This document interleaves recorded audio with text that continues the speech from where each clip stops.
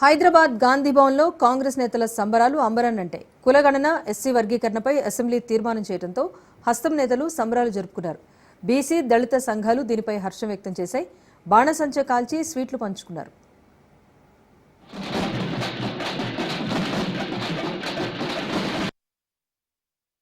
రాహుల్ గాంధీ గారు తీసుకున్నారు.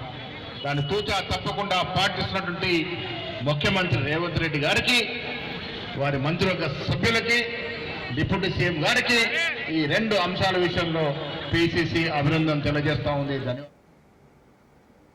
కులగణన, ఎస్సీ వర్గీకరణ కాంగ్రెస్ మార్క్ విజయమన్నారు టీపీసీసీ చీఫ్ మహేష్ కుమార్ గౌడ్. ఇవి సాహసోపేతమైన నిర్ణయాలని అన్నారు. తెలంగాణ చరిత్రలో కులగణన, ఎస్సీ వర్గీకరణ గొప్ప అధ్యాయాలుగా పేర్కొన్నారు. ఇచ్చిన మాటకు కాంగ్రెస్ పార్టీ కట్టుబడి ఉంటుందని అనటానికి ఇవే నిదర్శనమన్నారు.